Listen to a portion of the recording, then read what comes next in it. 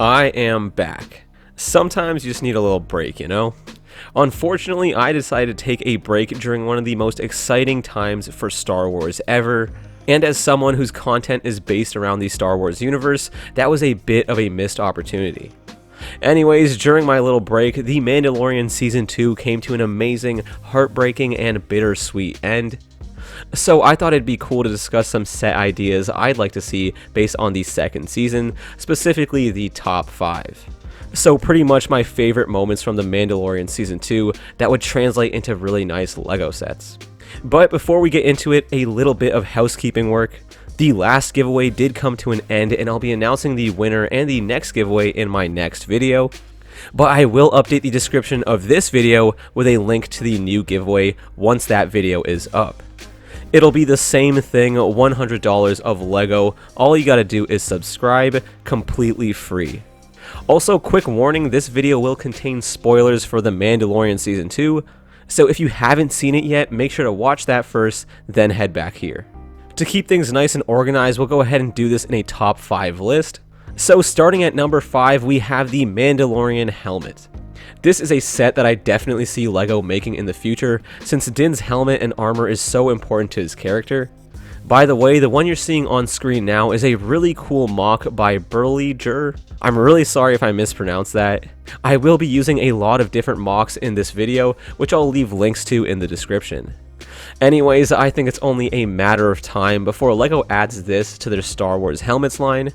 If they do add it though, I really hope they don't just do a recolor of Boba's and instead try to actually capture the different angles Mando's visor has that separates his helmet from other Mandalorians. I think that's one of the major issues with the minifigure scale Din Djarin helmet. It looks like it's using the exact same print from Boba's, only without the rest of the colors or details. I don't expect LEGO to make an entire new mold for Mando's helmet, but doing more with the prints would definitely be nice. Anyways, a Mando set would be awesome and should cost the same as the other helmets at around $60. Next up, we have the Seeing Stone on Tython from Chapter 14, The Tragedy. I loved this episode, not only because it brought back my favorite character since I was 4 years old, Boba Fett, but also because it really showed more of the mystical elements of the Jedi that we don't see in live-action Star Wars too often. The Seeing Stone looks pretty cool, and the whole thing felt like something out of a Clone Wars episode, which is great. A lot does go down in this one episode with a bunch of different characters, so a set based on this would definitely be based more on the minifigures. I'd want a set based on this to include Mando, Grogu, Boba, Fennec Shand, and a couple of Dark Troopers. Which is a lot, I know. Realistically, I think LEGO would just not include Fennec and only one Death Trooper, which would still be fine for me. As long as we get that new Boba Fett, I'll be happy. As for the build, there really wouldn't be much they could do here. I'd expect something similar to like the Octo training set, with the actual Seeing Stone and pillars on top of a small hill with some destructible environment builds.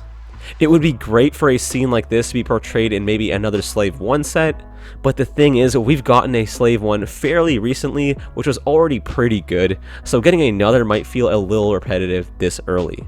But yeah, I think this would be a great set, and I would love to see it cost between 30 to 40 bucks. At number 3, we have the Imperial Gazanti class cruiser from Chapter 11, The Harris. This was such a cool action scene from this season, mainly because we got to see Mandalorians doing badass Mandalorian things. But the one that definitely stole the spotlight was Bo-Katan. LEGO has never made a Bo-Katan minifigure from the Clone Wars or Rebels, so now that she's appearing in live action, I think it's long overdue. LEGO usually does a great job with Mandalorian figures, and I know they do a great job on hers too. I'd also love to see this set include Koska Reeves, Axe Woves, and Mando himself, and getting the Imperial pilots and the officer would be great too. Now, as for the Gazanti class cruiser itself, well, LEGO has already made one of these before. Back in 2015, LEGO made one as part of the Star Wars Rebels line, but the thing is, it was built to be in a much smaller scale than what we are used to, which meant there wasn't much in terms of interior or features. I found that set to be a little disappointing aside from the figures, so a remake would be great to see. I would definitely like to see a much larger build. As you guys know, I love it when LEGO gives us large cruisers and freighters from the Star Wars universe, so something like this would be perfect for me. Also, the cruiser's docking feature that we see in Rebels a lot isn't really used much here, so I think they could just go without that feature entirely. But a set this large would definitely need to be more expensive, hopefully nothing more than 150 bucks. On to our second spot with a moment you all knew was going to be on this list, Ahsoka vs. the Magistrate from Chapter 13, The Jedi. Now, this episode is some of the most hyped Star Wars I've ever witnessed. For the first time in a very long time, I think the entire Star Wars fanbase was happy. Whether you loved or hated the sequels, I'm sure you enjoyed this. The whole episode was really great, but the highlight was definitely Ahsoka, and since her duel with the Magistrate is the climactic battle of that episode, it'd be perfect for a set. Another great thing about that moment is the architecture and design of the town.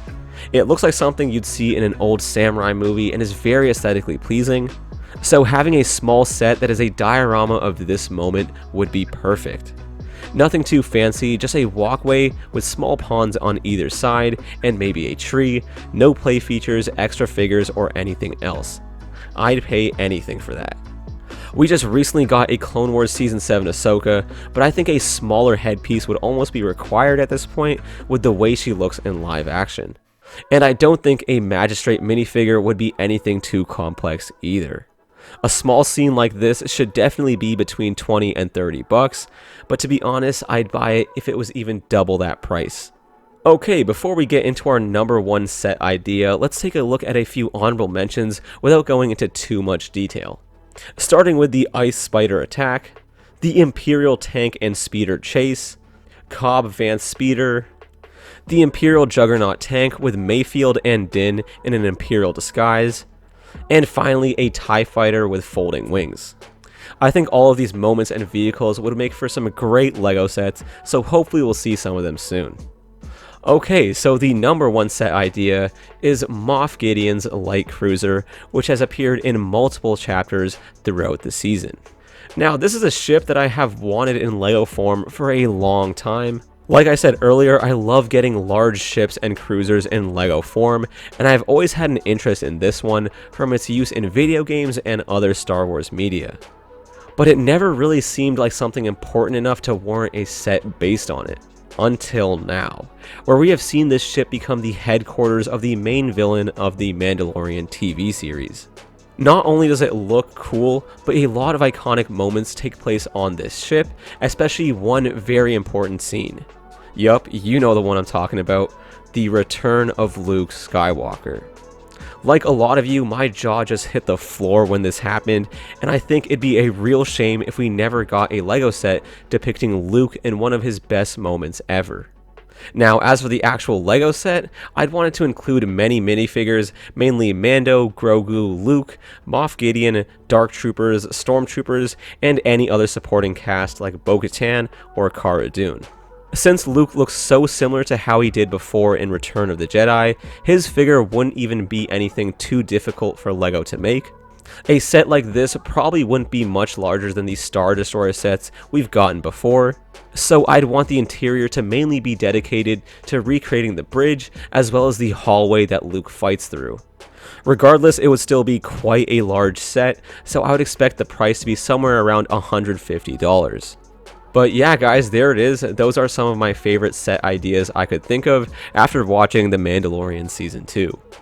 Anyways, before you head out, make sure to let me know what sets you'd like to see based on the new season and what your favorite moments are. I know the chances of us getting any of these sets are really low, but it's still fun to dream. And I will be reading your comments as I usually do for every single one, so make sure to let me know what you guys think. Also, if you haven't had a chance to enter the giveaway, make sure to do so.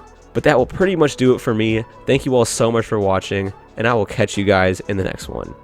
Peace.